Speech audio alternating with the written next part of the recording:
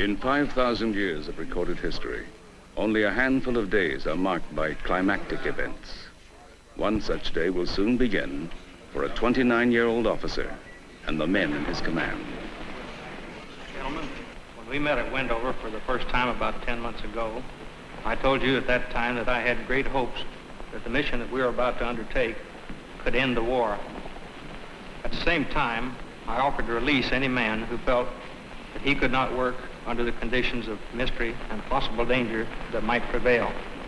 That offer still goes, because this bomb that you're going to use is not an ordinary bomb. It's not a 1,000-pounder.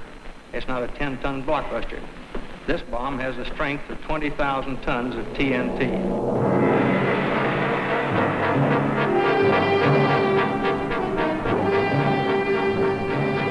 August 6, 1945.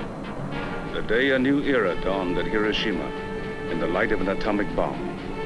In the 10 seconds that shook the world.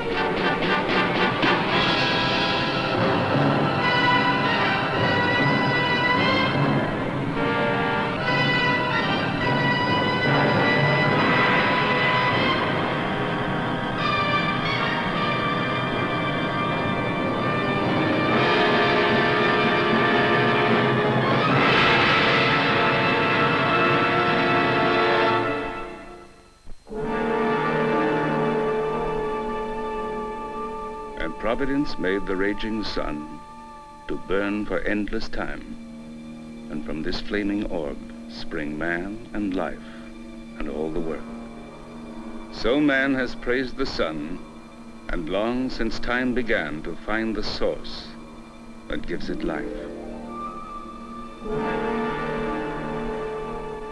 The equation E is equal mc squared, in which energy is put equal to mass multiplied with the square of the velocity of light, showed that very small amount of mass may be converted into a very large amount of energy. E equals mc squared, the words of Albert Einstein. And from this wellspring, science built the atomic age, but it took 40 years and all the genius of man. In 1905, Einstein produces his startling equation and gives new meaning to Marie Curie's discovery of radium. For New Zealand's Ernest Rutherford, radium unlocks the heart of the atom. Rutherford's protege, James Chadwick, explores the atom and finds the neutron. Madame Curie's daughter, Irene Joliette Curie, experiments with the neutron. And her success leads Italy's Enrico Fermi to the brink of the greatest discovery. Without realizing it, Fermi has split the atom, violating a commonly held law of physics that an atom of matter cannot be created or destroyed. Fermi has released the enormous energy foreseen in Einstein's equation, E equals mc squared.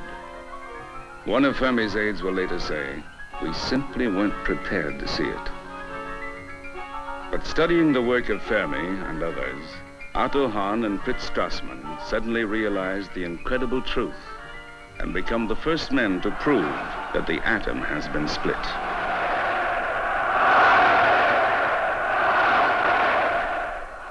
The triumphant discovery occurs in Adolf Hitler's Nazi Germany.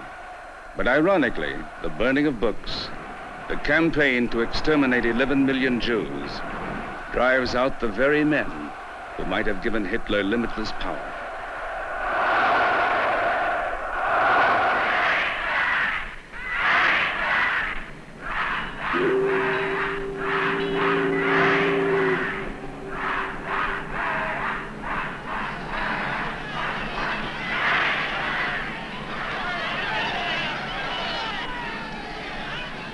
Albert Einstein flees to the United States. He leads a vanguard of refugee scientists, virtually stripping German universities of their best minds. One teacher compares Einstein's migration to the possible transfer of Vatican City from Rome to the New World. The Pope of Physics is moved, he says, and the United States will now become the center of the natural sciences. December 10th, 1938. In Stockholm, Sweden's King Gustav arrives for the presentation of the Nobel Prizes. Enrico Fermi, Italy's foremost physicist, is honored for achievement in atomic research. For Fermi, the Nobel Award provides the means to escape the oppression of Mussolini's regime. He will use the prize money to take himself and his family from Sweden directly to the United States, to freedom. In a final gesture of disdain, he violates Mussolini's orders by bowing to King Gustav instead of delivering the fascist salute.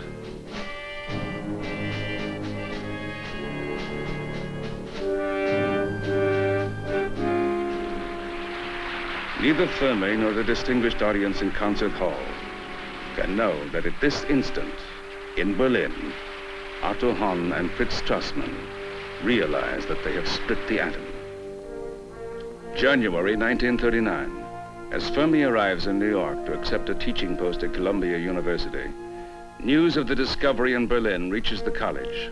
Refugee scientists working at Columbia suddenly realize that splitting of the atom places Hitler one step from making an atom bomb.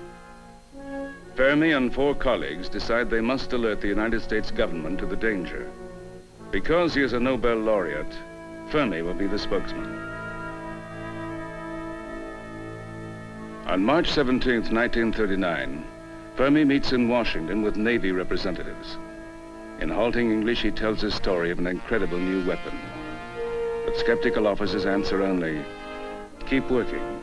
We'll be in touch with you."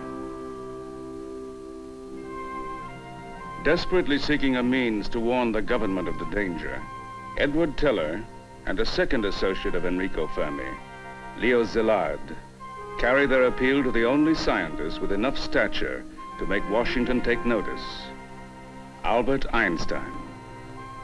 The gentle genius refuses the request that he go in person to the president, but finally agrees to sign a letter prepared by Szilard. Theoretically, the letter says, a bomb can be constructed that will destroy an entire port. Dated August 2nd, 1939, it is addressed to F.D. Roosevelt, the White House. At the White House, however, emergency cabinet meetings occupy Roosevelt as war threatens to engulf all of Europe. In this crisis, Einstein's letter receives only passing attention and is filed with the note, "We must do something about this." Spring 1940, Hitler's blitzkrieg strikes.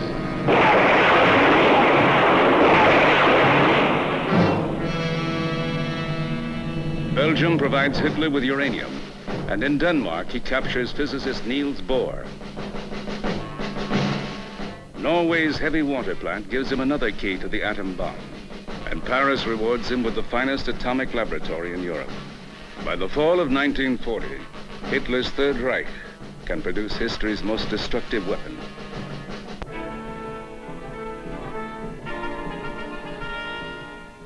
In Washington, the clamor for a large-scale research program to develop atomic energy reaches the White House through scientists like James Conant and Carl Compton. Echoing the fears of their colleagues, they finally convince Roosevelt of the need for action. The all-out drive is launched. It is December the 6th, 1941.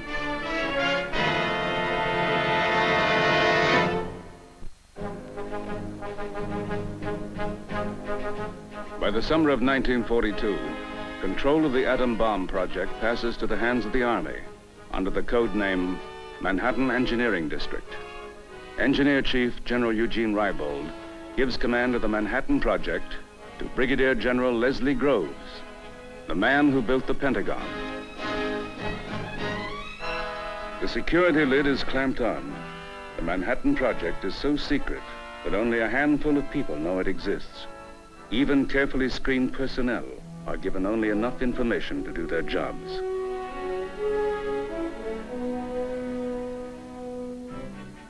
Newspapermen receive a list of words banned for the duration. To avoid arousing suspicion, the key phrases uranium fission and atomic energy are spotted among fictitious names like yttrium. Science editors cannot write about atomic physics. Even the comic strip Flash Gordon is censored. The word atom disappears from the vocabulary of America. American colleges are now raided for manpower. students are snatched from the campus and drafted into the Manhattan Project. Nobel Prize winner Ernest Lawrence is thrust into the work, along with brilliant young men like J. Robert Oppenheimer. From Columbia University comes Dr. Harold Urey, Nobel laureate in chemistry. Still another Nobel winner, Dr. Arthur Compton, helps launch a vital experiment from a makeshift laboratory beneath Chicago University's Stagg Field. Here on December 2nd, 1942, scientists attempt to start a controlled chain reaction to prove the theory that a bomb is possible. But they also face a danger. If they lose control of the chain reaction, Stagg Field may blow up, and radiation could endanger the city of Chicago. Enrico Fermi ignites the first atomic fire. A neutron counter broadcasts activity inside the furnace as the first control rod is withdrawn. When the last one is out, theoretically, a chain reaction will begin. At 3 p.m., Fermi and his assistant gingerly approach the threshold of a new age.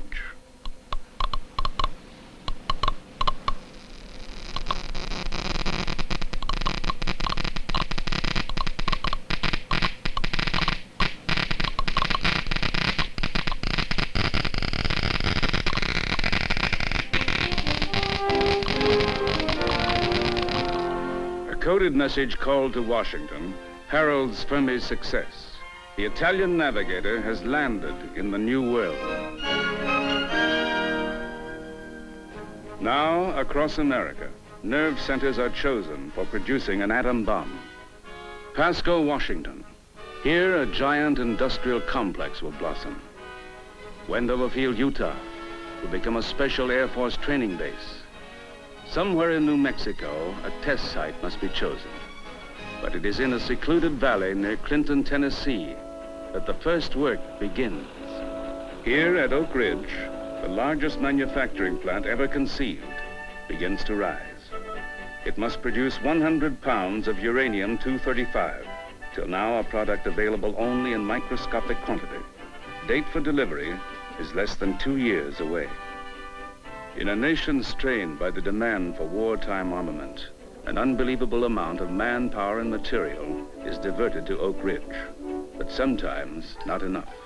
Short of copper wire, project officers request the only suitable replacement, silver, 10 tons of it. Says an amazed Treasury official, here we don't speak of silver in tons. Our unit of measurement is the troy ounce. Nevertheless, $300 million worth of silver is melted down for use as wire in the plant at Oak Ridge.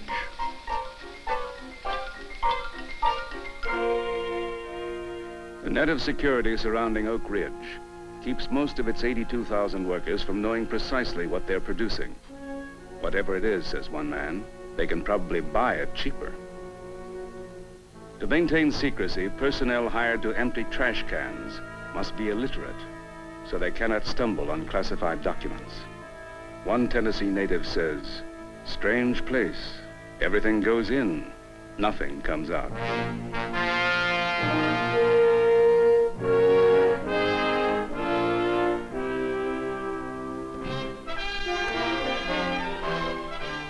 In Washington, the expenditure of almost $1 billion causes a stir among congressional leaders. The head of the Senate Military Affairs Committee is about to launch an investigation when Secretary of War Stimson privately tells him, "I can't tell you what it is, Senator Truman, but it's the greatest project in the history of the world." Truman calls off the investigation. General Groves summons to Washington Dr. J. Robert Oppenheimer and tells him he will head the largest scientific effort to date, the final development of the bomb. Groves has been warned that Oppenheimer's youthful associations with communist sympathizers may make him a security risk. Irrespective of information you have, Groves will write, Oppenheimer is absolutely essential to the project. Together, they decide to choose as their laboratory site an area near Oppenheimer's ranch in New Mexico. Isolated in the foothills of the Rockies, A town will grow here, known to its residents as Los Alamos. But to the world, it is simply Post Office Box 1663. March 1943. Convoys truck in supplies over primitive roads. Days later, scientists and their families suddenly find themselves deposited in this strange new town. Here, they're told, you will stay for the duration. No leaves, no vacations, and no one may know where you are or what you're doing. In an address to his staff, General Groves says, "Your jobs won't be easy. At enormous expense, we have assembled the greatest collection of crackpots ever seen." The crackpots number among them 12 Nobel Prize winners, men like Fermi, Lawrence, a melting pot of genius, a think factory, where under Oppenheimer's leadership, they must find the answers to questions that have never before been asked.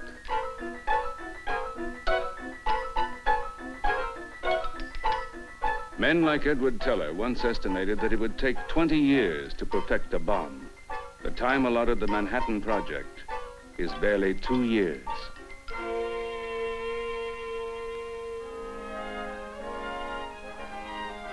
Late in the summer of 1944, the nucleus of the squadron picked to drop the first atom bomb gathers at Wendover Field, Utah. Their commanding officer, 29-year-old Colonel Paul Tibbets, is allowed to tell them only, "We can shorten the war." Their orders are simple. Keep your eyes open and your mouths shut.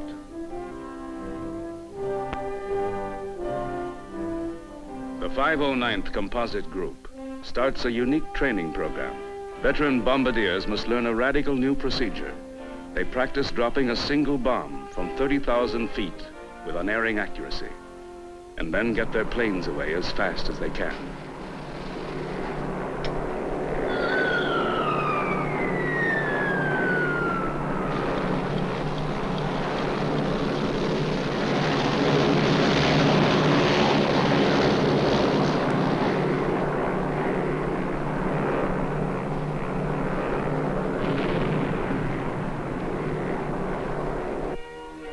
In England, Allied intelligence officers, fearing that Germany may also be close to completing an atomic bomb, order one of the key manufacturing plants destroyed. In Norway, the Germans have the only major center for producing heavy water, a vital element in creating the bomb. After damaging commando raids limit production, British bombers are sent in to put the plant totally out of commission.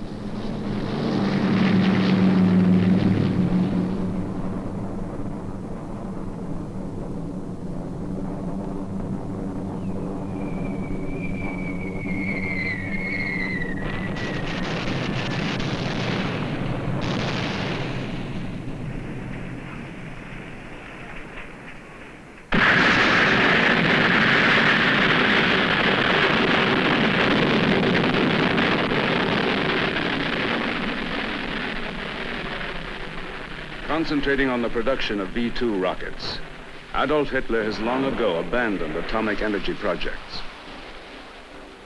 But Allied intelligence reports still predict that Hitler might be close to having an atom bomb, and the fear serves as a spur to American scientists.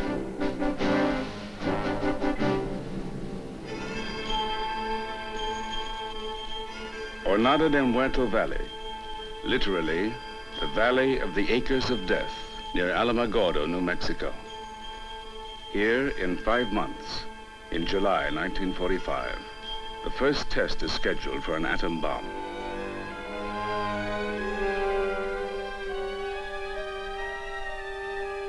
One of the first pieces of equipment to arrive is a massive steel safe, weighing 150 tons and named Jumbo.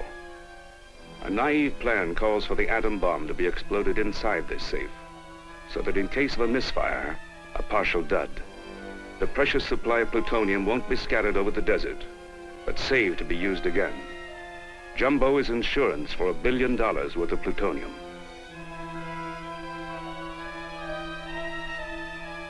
The test site is made ready. Oak Ridge and Hanford are producing uranium and plutonium. But even now, an atomic bomb is still a bit of theory that may yet prove false.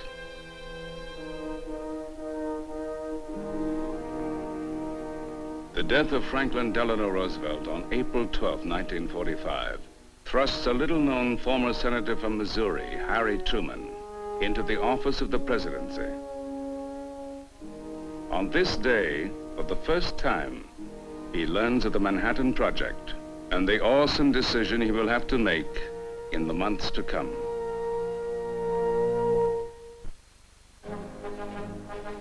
At the Pentagon in Washington on May 31st, 1945, a vital meeting is held at the request of President Truman. The Interim Committee, a panel of 12, including scientists, businessmen, and military leaders, must advise the President on whether or not the United States should use the atomic bomb. 4 choices are outlined to the Interim Committee by Secretary of War Stimson. 1, forgo the bomb and invade Japan. 2, demonstrate the weapon on a deserted island. 3, warn the Japanese in advance of the target city. 4, drop the bomb. The first choice, the plans for the invasion of Japan, Operations Olympic and Coronet, are revealed to the committee. 5 million men are to be committed to the kind of fighting that has taken such a terrible toll of life in the South Pacific.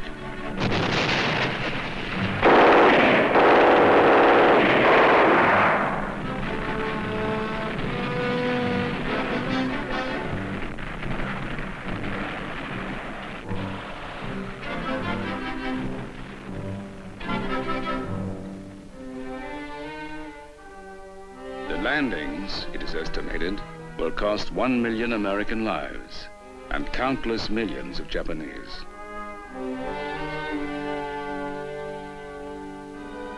Number 2, a demonstration for the Japanese on a deserted island proves impractical. Failure would mean an incalculable lift to Japanese morale. The third choice, prior warning, might cause the Japanese to move American prisoners of war into the target city to thwart the plan. The decision of the Interim Committee is rendered. Apparently, there is no alternative but to use the bomb without prior warning. Orders are sent to B-29 bases in the South Pacific, removing 4 cities from the bombing lists: Hiroshima, Kyoto, Kokura, and Niigata. They are prime targets for the first atom bomb to be left undamaged, so that the full effect of the explosion may be realized by the Japanese.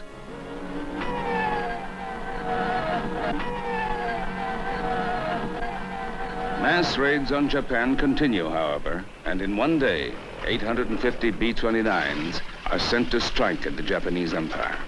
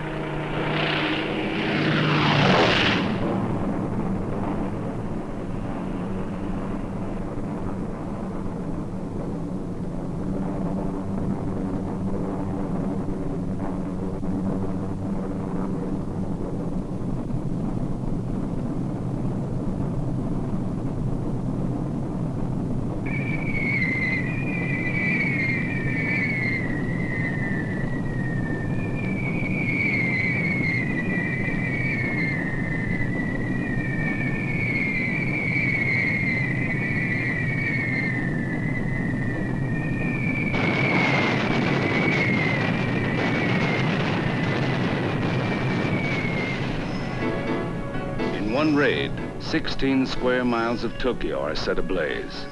More than 100,000 killed.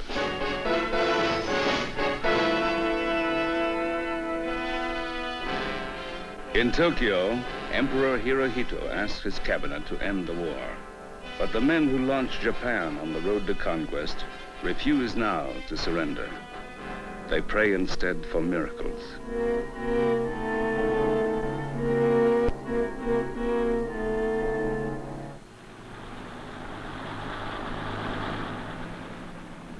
Friday, July 13th, 1945.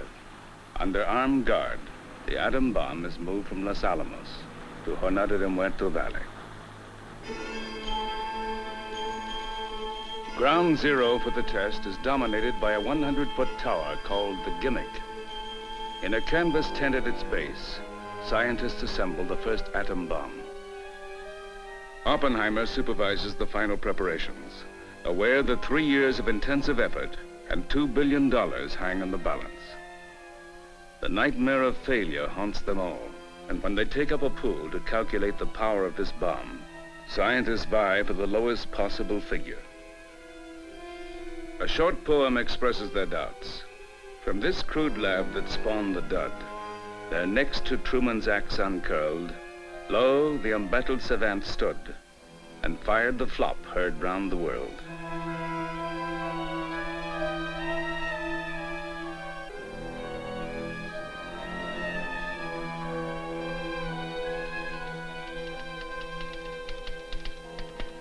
Press releases are prepared. If the bomb works, the public will be told that an ammunition dump accidentally exploded.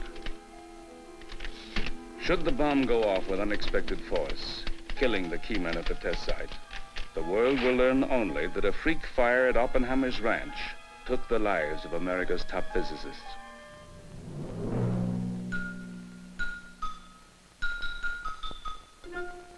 The Army dispatches buses and trucks to the town of Carrizoso, 30 miles from the test site, to stand by in case the population of 1,500 must be evacuated.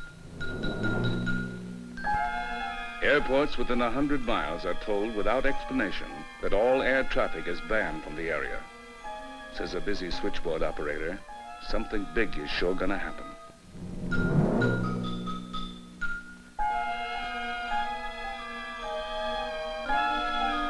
On July 15th, all non-essential personnel are ordered out of the test area. 150 selected officers and civilian scientists will be allowed to witness the payoff to their work. Some are sent to an observation post called Campagna Hill, 20 miles from ground zero.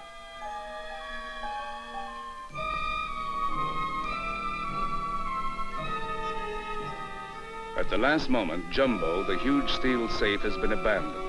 Scientists suddenly realized that a successful explosion would hurl 150 tons of steel across the countryside like so much shrapnel. Instead, Jumbo is set up 2,000 yards from ground zero. The central control point is 5.5 miles from the tower. Lines connected to reinforced observation posts in the inner perimeter.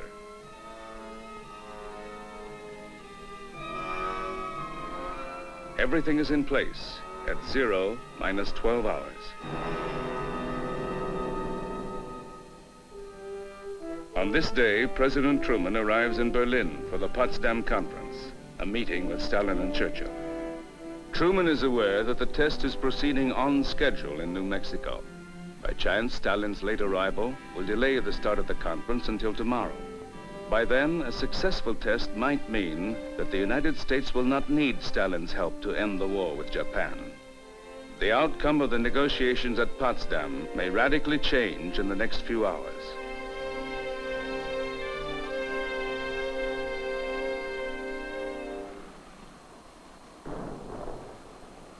At Alamogordo, a flare lights the night sky, signal that the countdown has started.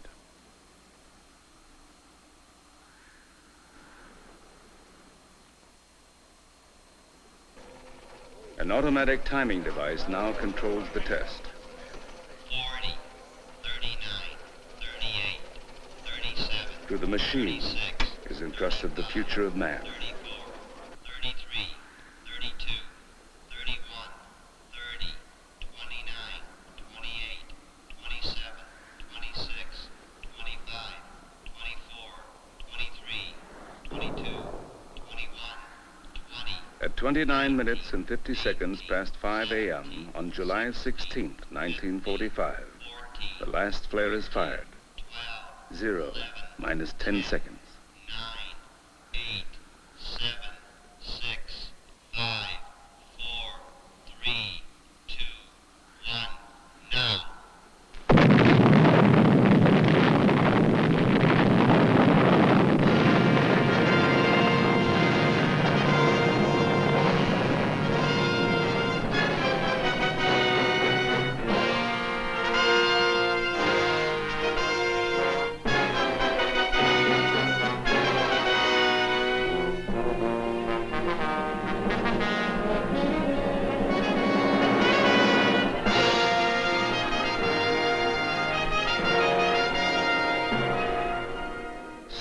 driven by the genius of man, a new age is born, in the roar of thunder and the fire of the sun. In this instant, Robert Oppenheimer recalls a passage from a sacred book of the Hindus. I am become death, the shatterer of worlds.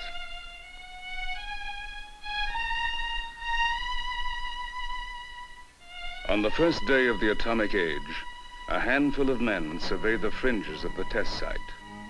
For a brusque, demanding general and a gentle, determined scientist, this is a day of triumph.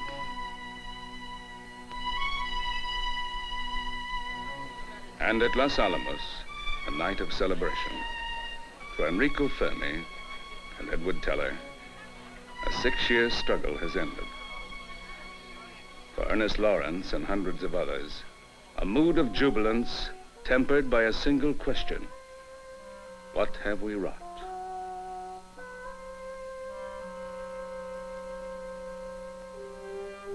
Truman receives news of the test at Potsdam, and now the final decision is his. Among top Army officers, opinion varies. General Eisenhower will tell Stimson, we shouldn't introduce into war something as horrible as this weapon. Truman's top aide, Admiral Leahy, still maintains that the weapon is nothing more than a professor's dream. At Potsdam, Truman fulfills a pledge made to Winston Churchill. 2 years before, President Roosevelt had agreed that Britain would be consulted before a final decision was made regarding an atomic bomb. Churchill tells Truman there is no question that the bomb must be used. In later years, he will write of this day, we seem suddenly to have become possessed of a merciful abridgment of the slaughter in the East. Stalin poses a problem for Truman and Churchill. Should they tell him of the new weapon? Both leaders decide that to show their good faith, they will inform their intransigent ally of the successful test. Truman chooses an informal moment to relate the story, but the Russian premier simply shrugs. 3 days ago, the news had been given to him by Russian spies. The time for decision has come. In Truman's own words, I did not like the weapon, but I had no qualms if in the long run millions of lives could be saved. On July 25th, the order is issued. Use of the bomb approved. To the Pentagon, to Los Alamos, to the island of Tinian goes the alert.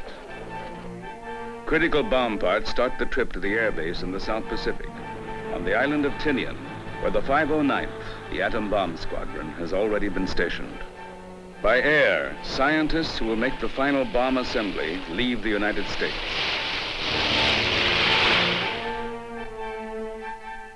On this day, the cruiser Indianapolis arrives at Tinian carrying the casing for the bomb and part of the critical block of uranium needed to set off an atomic explosion.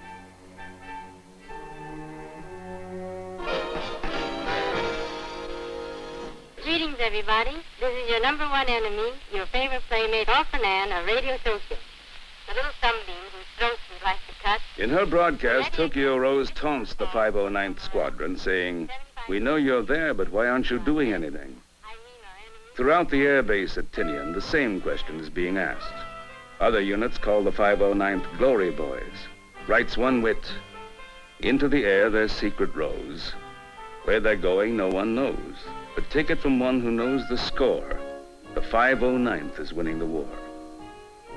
More than 1,000 highly trained specialists grin, bear it, and sweat out each day wondering, when?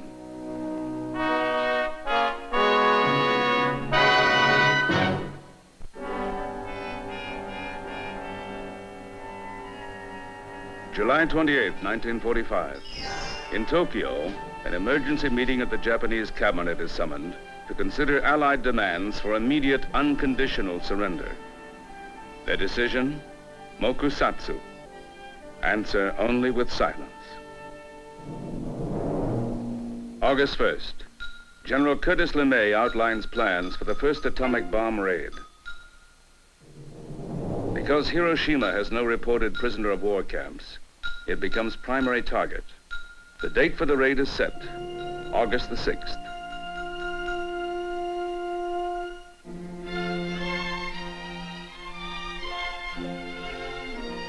On August 2nd, President Truman begins his trip home, stopping briefly in England to meet with King George.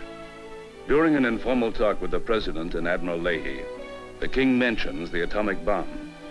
Says Leahy, it won't work. To the Admiral's surprise, the King answers, would you like to make a bet on that?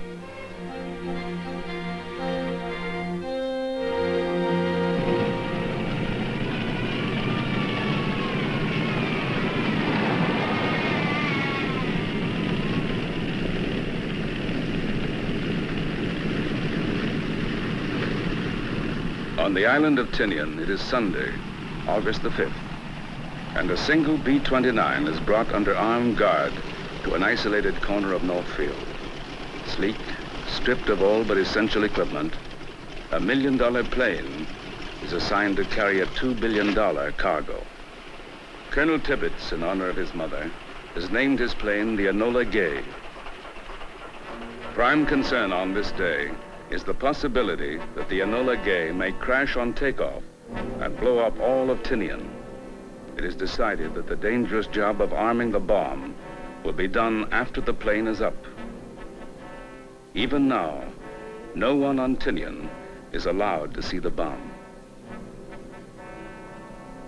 Late in the afternoon, the squadron is given a final briefing.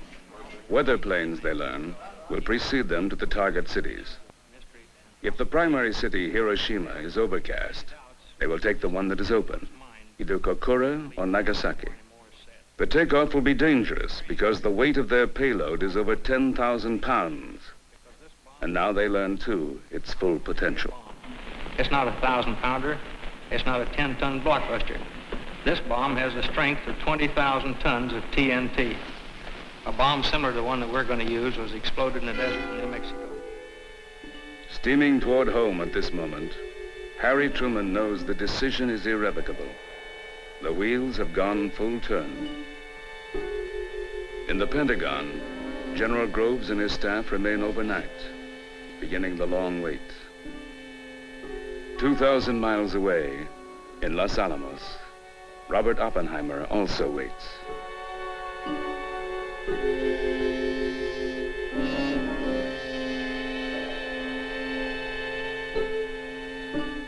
(2:15 a.m., August 6th. For 12 men, Colonel Tibbets, the crew of the Enola Gay, and the Navy captain who will arm the bomb, William Parsons, the last moments pass with bewildering speed. Then it's time to go, with the nagging fear that the Enola Gay might not make it off the ground.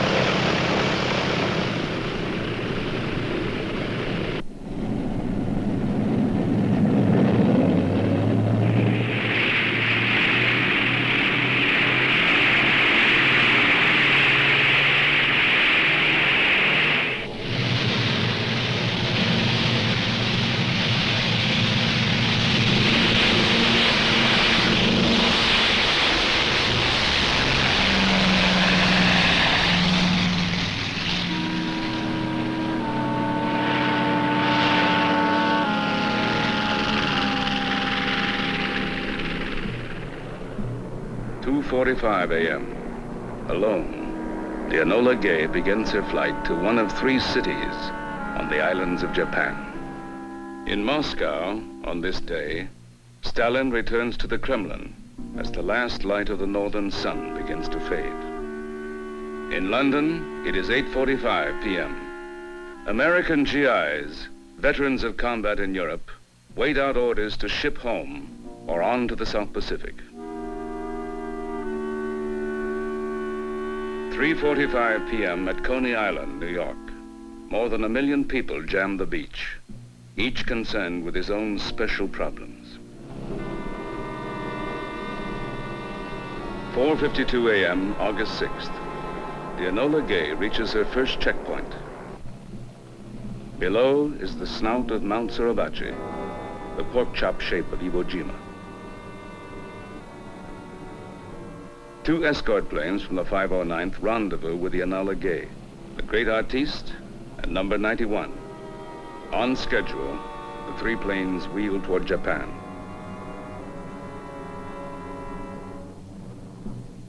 It's 8:52 a.m. in Clinton, Tennessee, where the first church services of the day are over, and a Sunday school picnic is about to begin. Early bird shoppers in Los Angeles seek out ration stamp bargains.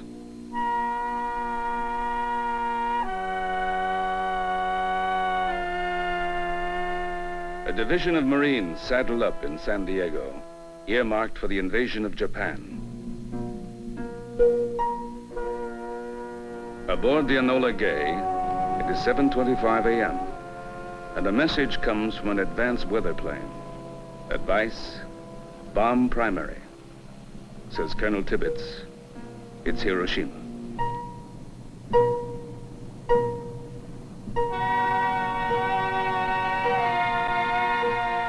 In the Pacific dawn of August 6th, a task force searches for survivors of the cruiser Indianapolis, torpedoed after leaving Tinian.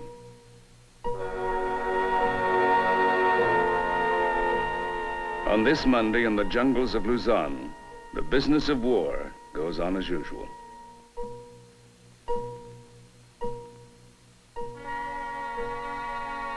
The all clear sounds in Hiroshima. An observation plane has made a pass at the city, but dropped no bombs.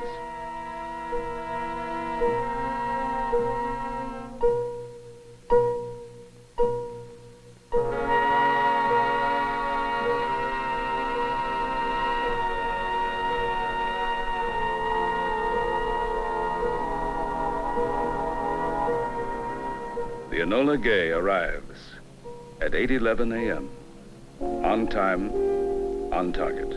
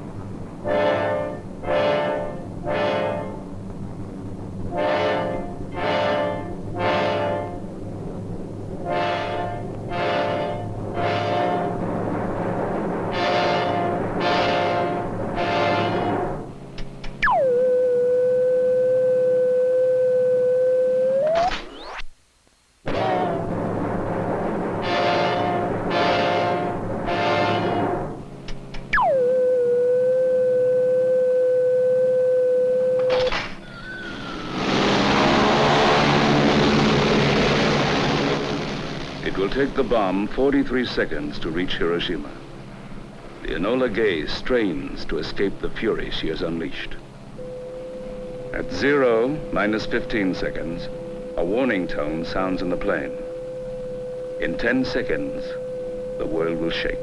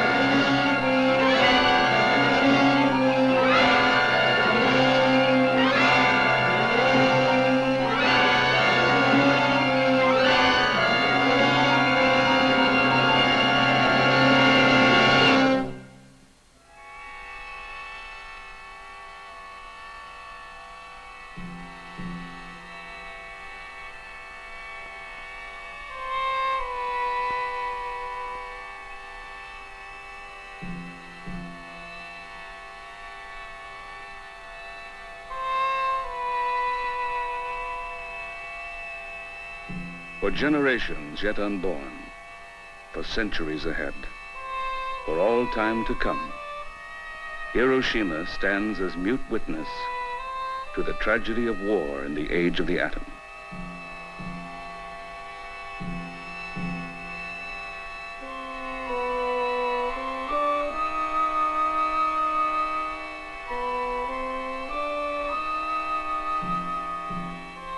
The searing heat and cataclysmic force that destroyed a city, that shook the world, now bring peace.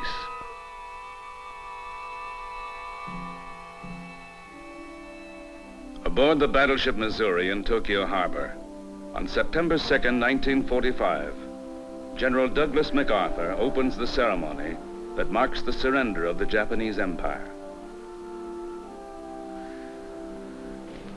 It is my earnest hope, and indeed the hope of all mankind, that from this solemn occasion, a better world shall emerge out of the blood and carnage of the past. A world founded upon faith and understanding.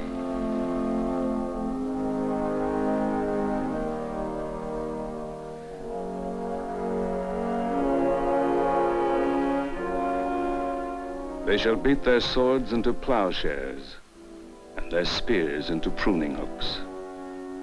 Nation shall not lift up sword against nation, neither shall they learn war anymore.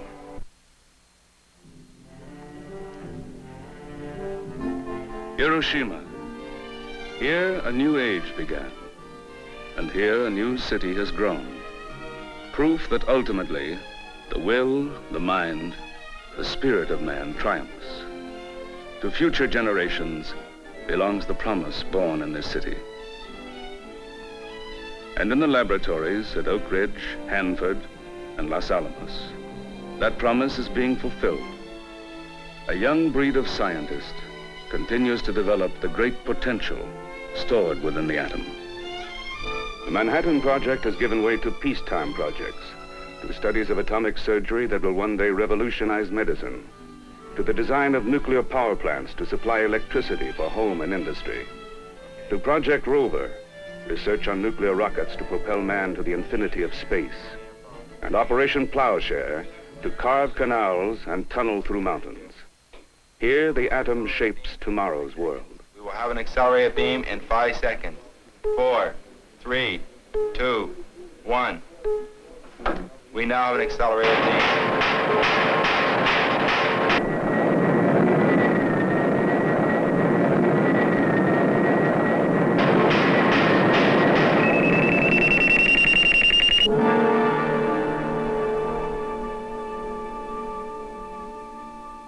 On a summer day in 1945, the stillness was shattered in a remote New Mexico desert. 1,000,000 years of civilization had produced the birth of the atomic age. A force for good or evil? The choice belongs to man.